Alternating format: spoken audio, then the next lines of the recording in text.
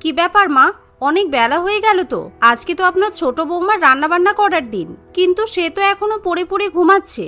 আজকে আমরা আদৌ নতুন বউয়ের হাতে রান্নাবান্না খেতে পারবো তো? তুমি একটা কাজ করো বড় বৌমা, ছোট বৌমা তো এখনো ঘুম থেকে ওঠেনি। কালকে অনুষ্ঠানে গিয়েছিল, তাই হয়তো ছোট বৌমা খুব ক্লান্ত। তুমি না হয় দুপুর হওয়ার আগে আজকে রান্নাটা করে নাও। 12টা বেজে গেলে তো আবার গরমের মধ্যে রান্নাঘরে যাওয়াই যাবে না, প্রচণ্ড গরম পড়েছে। শাশুড়ি মায়ের কথা শুনে পিয়ালির কিছু করার থাকে না। পিয়ালি সেদিন রান্নাবান্না সেরে নেয়। কিন্তু বাড়ির ছোট বউ তিতলি যখন প্রথমবারের মতো শ্বশুরবাড়ির খাবার মুখে দেয়, তখনই সে থু করে ফেলে দেয়। নতুন বউয়ের এরকম আচরণে সবাই খুবই আশ্চর্য হয়। এ বাবা, ডালটা কি টক! ইস, কি বাজে খেতে! আমার পাতে কি সব শাক ভাজা, বিচ্ছিরি টক ডাল আর উচ্ছে ভাজা ছাড়া কিছুই নেই। আমি এরকম খাবার দাবার খেতে পারবো না। মাছ নেই, মাংস নেই, ডিম নেই, শুধু নিরামিষ। আমি ননভেজ ছাড়া অন্য কিছু খেতে পারি না। আমার মায়ের বাড়িতে আমি জীবনে কোনোদিনও এরকম খাবার খাইনি। সে কি, বাইরে তো লোকে গরমে ঝলসে যাচ্ছে, এই গরমের মধ্যে তুমি মাছ মাংস খাবে? এখন হালকা পাতলা নিরামিষ খাবার দাবার খাওয়াই ভালো, তোমার শরীর ঠান্ডা থাকবে, বুঝতে পেরেছো? আমাদের বাড়িতে যতদিন গরম থাকবে ততদিন আমরা এরকম হালকা পাতলা রান্নাই খাবো। আর এখন যা গরম পড়ছে, বেশিক্ষণ তো রান্নাঘরে থাকাও যাচ্ছে না। মাছ মাংস রান্না করতে গেলে তো অনেক সময় লেগে যাবে, তাছাড়া খাটনিও আছে। আমি তো একা হাতে সমস্ত কাজকর্ম করি, আমার পক্ষে এই গরমের মধ্যে এর থেকে বেশি কিছু রান্নাবান্না করা সম্ভব নয়। বড় যা এবং শাশুড়ি মায়ের মুখে এরকম কথা শুনে তিতলি বড্ড বিপদে পড়ে, কারণ তিতলি ননভেজ খেতে ভীষণই ভালোবাসে। এখন আমি কি করব? ইস, মা কি সুন্দর বাড়িতে আম পোড়া দিয়ে মাটন বানাতো, আমি খুব মিস করছি। কিন্তু শাশুড়ি মা তো মুখের উপর স্পষ্ট করে বলে দিল, যতদিন গরম থাকবে ততদিন বাড়িতে মাছ মাংস রান্না হবে না। আমি তাহলে কি করে খাবো? তিতলি মনে মনে আকাশ পাতাল ভাবতে থাকে। ঠিক এমন সময় তিতলির মা বিজয়া দেবী তিতলিকে ফোন করে। কিরে তিতলি, কি খবর রে মা? আজকে মাটন রান্না করতে গিয়ে তোর কথা মনে পড়ে গেল। তোর শ্বশুর বাড়িতে কি অবস্থা? সবার সঙ্গে ভালো মতো ব্যবহার করে চলবি কিন্তু। এখন থেকে শ্বশুর শাশুড়িকে মা বাবার মতো সম্মান করবি। উফ মা, তোমাকে যে আমি কি করে বোঝাই, আমি তোমাকে খুব মিস করছি। আমার শ্বশুর বাড়িতে জানো, কোনো ননভেজ খাবার দাবার রান্না হয় না। এরা গরমকাল বলে শুধু ভেজ খাবারই খাচ্ছে, তাও আবার এমন রান্না মুখে দেওয়াই যায় না। আমি আজকে ননভেজ রান্না করার কথা বললাম, ওরা আমাকে বলেই দিয়েছে গরমে নাকি ওরা কিছুতেই বাড়িতে ননভেজ খাবার আনবে না। সে কি, গরমের সাথে ননভেজের আবার কিসের সম্পর্ক? আমি তো জানি তুই ননভেজ ছাড়া কিছুই খেতে পারিস না।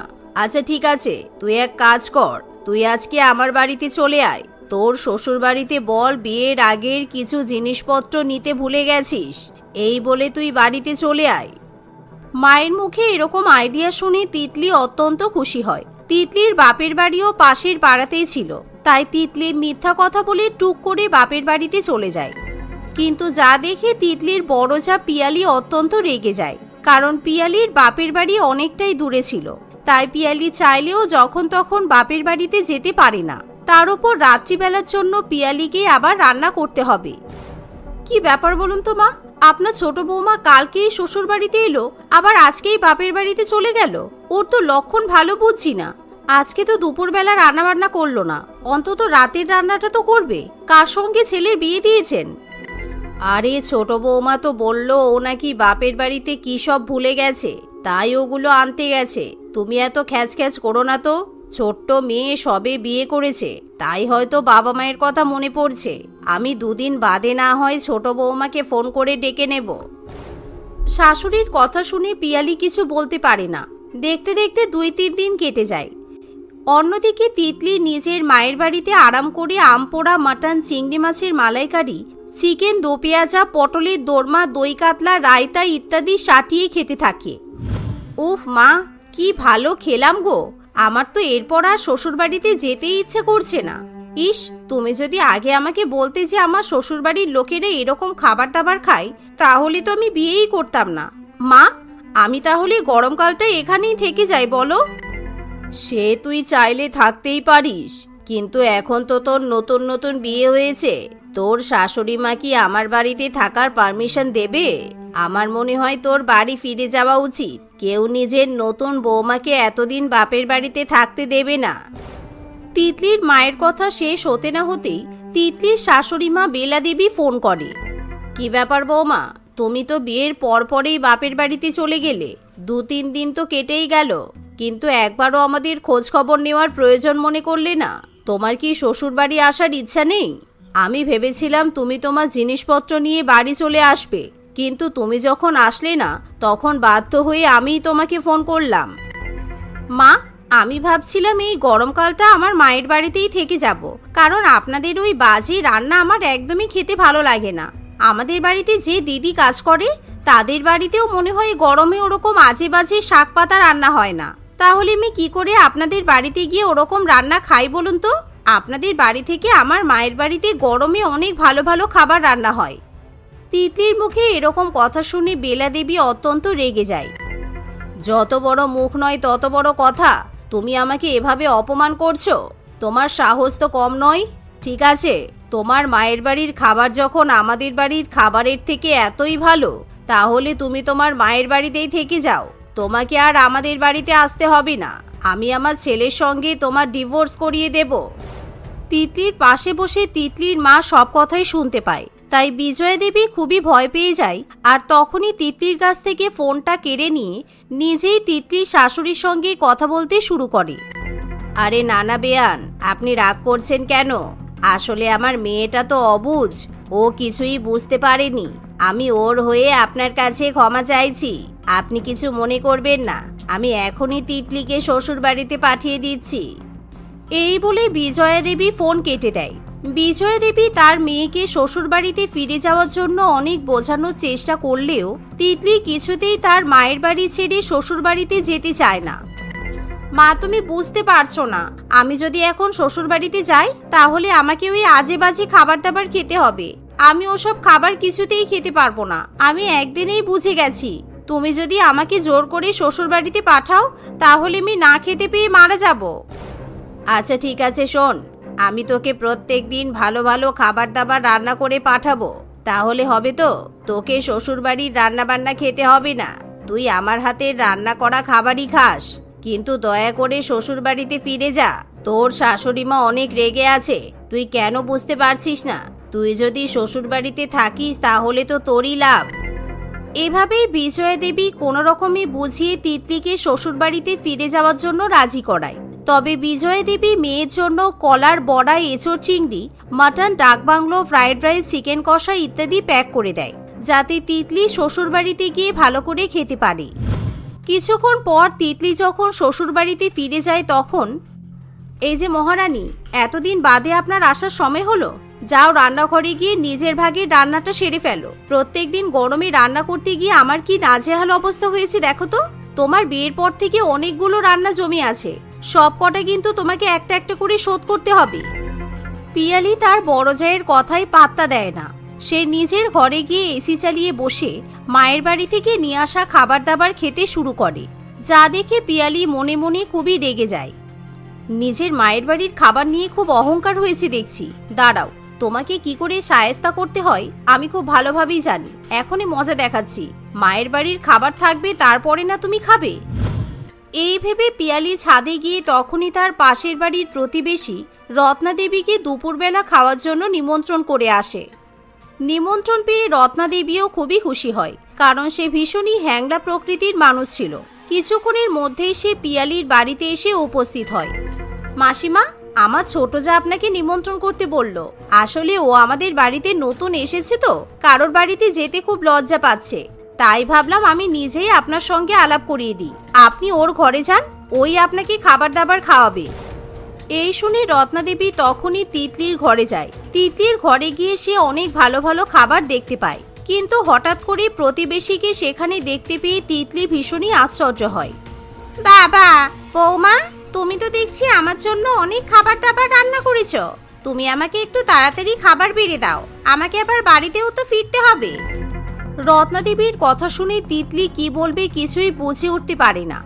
অন্যদিকে রত্না দেবী অপেক্ষা করতে না পেরে নিজেই সেই খাবারগুলো খেতে শুরু করে দেয়। যা দেখে তিতলি খুবই রেগে যায়। কিছুক্ষণ পর রত্না দেবী সেখান থেকে খাওয়া দাওয়া করে চলে গেলে তিতলি তখনই তার শাশুড়ি মায়ের কাছে ছুটে যায়। আচ্ছা, আপনাদের যখন কাউকে খাওয়ানোর ক্ষমতা নেই তখন বাড়িতে অতিথি নিমন্ত্রণ করেন কেন?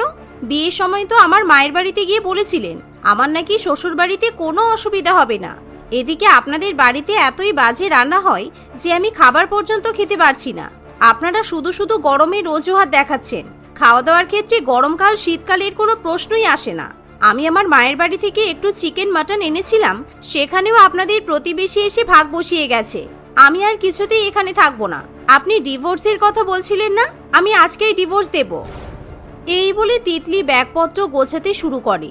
যা দেখে তিতলির স্বামী আকাশ ভীষণই ভয় পেয়ে যায়, কারণ আকাশ একদমই চায় না যে তার নতুন বিয়ে করা বউ বাপের বাড়িতে ফিরে যাক। তাই আকাশ তখনই তার মাকে বলে, উফ মা, তোমার কি সেই একই নিয়ম? গরমকাল পড়লেই নাকি হালকা পাতলা রান্না খেতে হবে, মাছ মাংস খাওয়া যাবে না। কেন, হালকা পাতলা রান্নার মধ্যেও তো মাছ মাংস রান্না করা যায়, তাই না? তোমাদের জন্য আমার বউ কিনা না খেয়ে থাকবে? তিতলি, তুমি যদি তোমার মায়ের বাড়িতে যাও তাহলে আমিও তোমার সঙ্গে তোমার মায়ের বাড়িতে চলে যাব।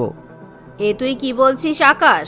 তুই আমার ছেলে হয়ে ঘর জামাই থাকবি, তাও আবার আমার বাড়িতে ঠিকমতো রান্না হয় না বলে তুই শ্বশুর বাড়িতে চলে যাবি বলছিস?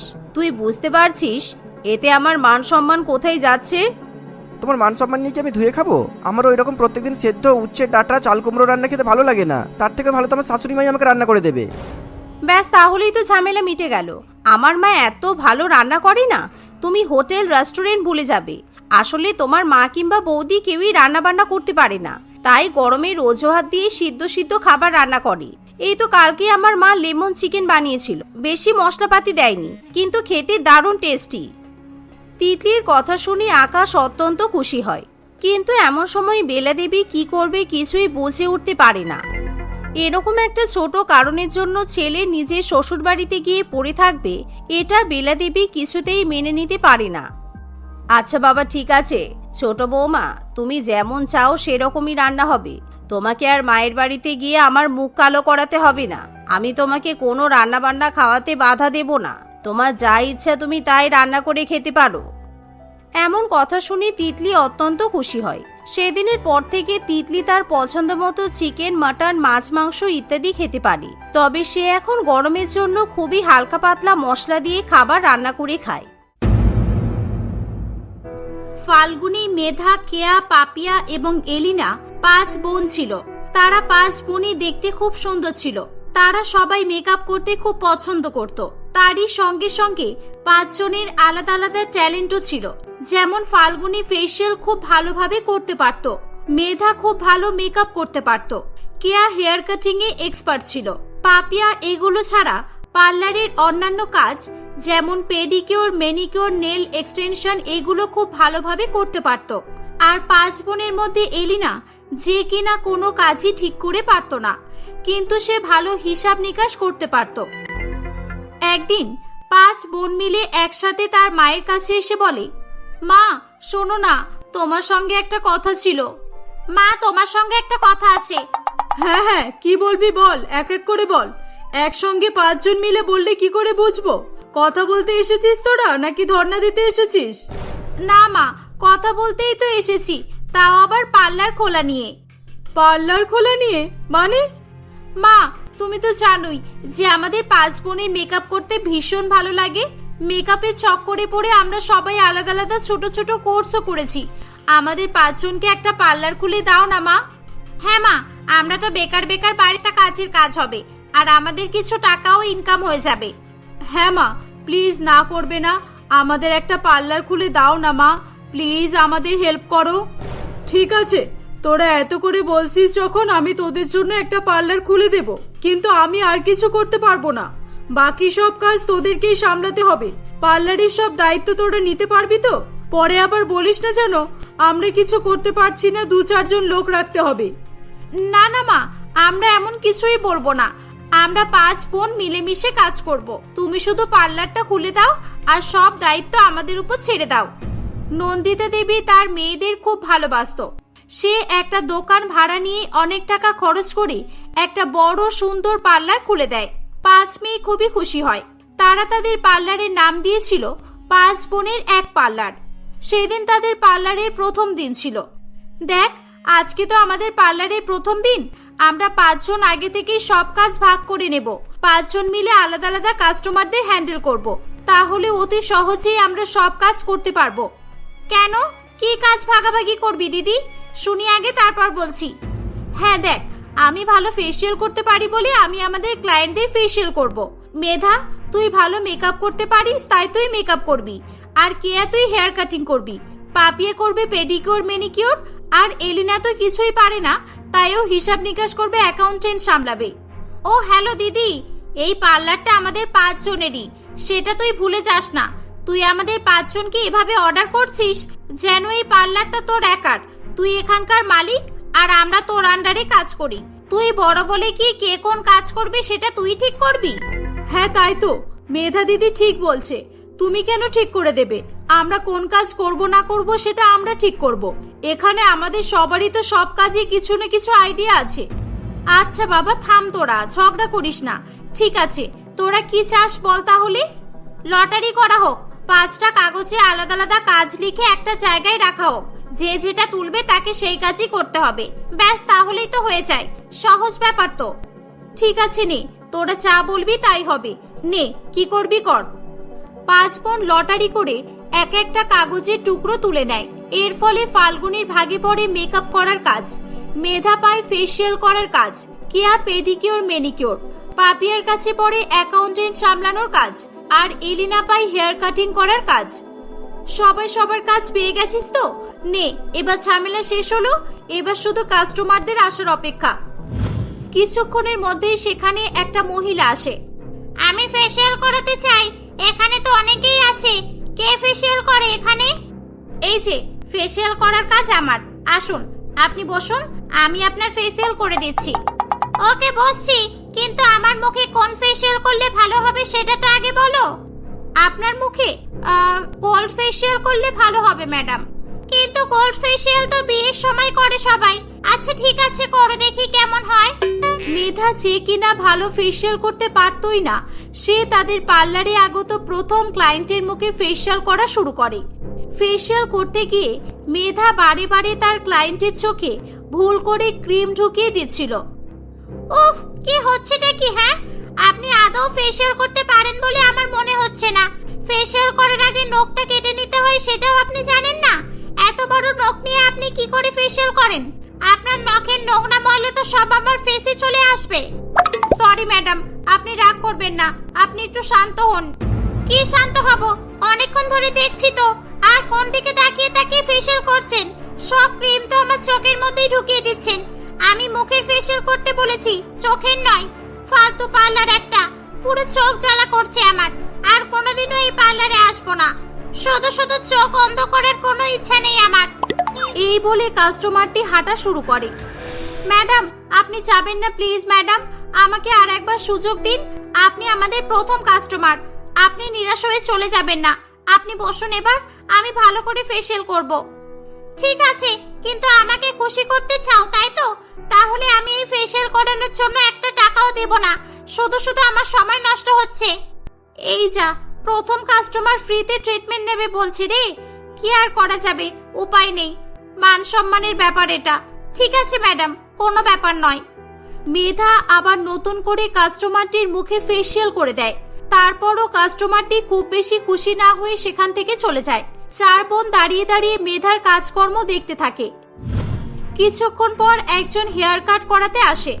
হেয়ার কাট করার কাজ তো এলিনার। এলিনা, যা এনার হেয়ার কাট করে দে। এলিনা ক্লায়েন্টের হেয়ার কাট করে দেয়, কিন্তু কাস্টমারটি এলিনার উপর ভীষণ রেগে যায়। কারণ এলিনা তার এমন হেয়ার কাট করেছিল যে সে নিজেও জানে না যে এটা কোন ধরনের হেয়ার স্টাইল সে করেছে। কাস্টমারটিকে খুব অদ্ভুত দেখাচ্ছিল, তাই সেও খুব রেগে গিয়ে টাকা না দিয়ে সেখান থেকে চলে যায়। কিছুক্ষণ পর একজন পেডিকিউর করতে এলে কেয়া খুব বেশি পরিমাণে গরম জলের মধ্যে কাস্টমারটির পা ডুবিয়ে দেয়, আর তার 2টো পা পুড়ে যায়। এভাবেই সেদিন যে কটা কাস্টমার আসে সবাই ভুলভাল কাজ করে দেওয়ার জন্য টাকা না দিয়ে চলে যায়। রাত্রিবেলা 5 বোন মন খারাপ করে বাড়ি ফিরে এলে, এসে গেছে আমার মেয়েরা। বল, আজকে প্রথম দিন পার্লারে কেমন কাটলো? কোনো কাস্টমার এসেছিল? কত টাকা ইনকাম হলো? ফাল্গুনী তার মাকে কিছু বলতে চাবে কি তখনই মেধা বলে ওঠে, না মা, আসলে আমাদের পার্লারটা নতুন তো, তাই আজকে তেমন কেউ আসেনি আমাদের পার্লারে। আসলে কেউ জানে না তো আমরা পার্লার খুলছি। আজকে আমি আমার বন্ধুদের সবাইকে জানিয়ে দেব। হ্যাঁ মা, আজকে কেউ আসেনি বলে একটা টাকাও লাভ হয়নি জানো। আচ্ছা, মন খারাপ করতে নেই, আস্তে আস্তে সব ঠিক হয়ে যাবে, একটু সময় লাগবে। আয় মা, তোরা ফ্রেশ হয়ে নিয়ে খেয়ে নিবি চল। 5 বোন ফ্রেশ হয়ে খেতে বসে পড়ে, কিন্তু ফাল্গুনী কিছু না খেয়ে উঠে চলে যায়, কারণ তার মাকে তার বোনেরা মিথ্যা কথা বলায় তার খুব খারাপ লাগছিল। বেশ কয়েকদিন এভাবেই কাটতে থাকে। একদিন রেখা নামে একটি মহিলা তাদের 5 বোনের পার্লারে আসে। তখন পার্লারে মেধা ছিল না, সে বাইরে কোনো একটা কাজে গিয়েছিল। বাকি 4 বোন তখন পার্লারে বসেছিল। আমি ফেসিয়াল করাতে চাই, হবে তো নাকি? ম্যাডাম, ফেসিয়াল তো হয়ে যাবে, কিন্তু আপনাকে একটু বসতে হবে। আসলে যে ফেসিয়াল করে সে এখন নেই, একটু পরে আসবে, আপনি বসুন না। না না, আমার কাছে অত সময় নেই। আমি তো ভাবলাম ফেসিয়াল করে একেবারে এখান থেকে মেকআপ করে পার্টিতে চলে যাব। আমি তো পার্টিতে যাওয়ার জন্য ড্রেসও পরে এসেছি। যাক, আমি অন্য পার্লারে চলে যাব। ম্যাডাম, আপনি যাবেন না প্লিজ, আমি আপনার ফেসিয়াল করে দিচ্ছি। আমার ফেসিয়াল করতে করতে আমার বোন মেধা চলে আসবে, আর ও আপনার মেকআপও করে দেবে। সেটা কি করে হয়? এই তো বললে যে ফেসিয়াল করে সে এখন নেই। তুমি ফেসিয়াল করতে পারো তো? দেখো, আমার মুখের 12টা বাজালে কিন্তু আমি ছাড়বো না। না না ম্যাডাম, আপনি বসুন না, একবার করেই দেখুন। ফাল্গুনী খুব ভালো করে রেখার মুখে ফেসিয়াল করে দেয়। কাস্টমারটি খুবই হ্যাপি ফিল করছিল, সেটা তাকে দেখেই বোঝা যাচ্ছিল। ততক্ষণে সেখানে মেধা চলে আসে। সে তার দিদিকে ফেসিয়াল করতে দেখে খুব রেগে যায়। সে ফাল্গুনীকে সাইডে ডেকে বলে, এই দিদি, তোর প্রবলেমটা কি বলতো? তুই আমার কাজ কেন করছিস? ফেসিয়াল করা তো আমার কাজ। তুই সবসময় নিজেকে এই পার্লারের মালকিন প্রমাণ করতে চাস নাকি বলতো? না মেধা দিদি, আসলে ক্লায়েন্টটার তাড়া ছিল, তোমার জন্য অপেক্ষা করছিল না বলেই তো ফাল্গুনী দিদি নিজেই ফেসিয়াল করা শুরু করে দিল। হ্যাঁ মেধা, তুই রাগ করিস না বোন, আমি তোর কাজ করে দিয়েছি, এবার তুই আমার কাজ করে দে। যা, কাস্টমারটার মেকআপ করে দে এবার। মেধা খুব সুন্দরভাবে রেখার মেকআপ করে দেয়। কাস্টমারটা ভীষণ খুশি হয়। Thank you so much. ফেসিয়ালটা যেমন খুব ভালো ছিল, আমি খুব রিল্যাক্স ফিল করেছি, তেমনি আমার মেকআপ লুকটাও খুব ভালো হয়েছে। এই নাও তোমাদের পেমেন্ট। কত হয়েছে জানো? রেখা পেমেন্ট করে সেখান থেকে চলে যায়। দিদি, আজ থেকে আমি মেকআপ করব। আমি মেকআপ করতে ভালো পারি। কাস্টমারটা কত খুশি হয়েছে বলো তো। আমি ফেসিয়াল করলে সবাই তো রেগে গিয়ে আমাকে কত উল্টোপাল্টা কথা বলে। আর আমি অ্যাকাউন্ট সামলাবো দিদি। আমি হেয়ার কাট করা তো দূরের কথা, কাঁচি ধরতেই ভয় লাগে আমার।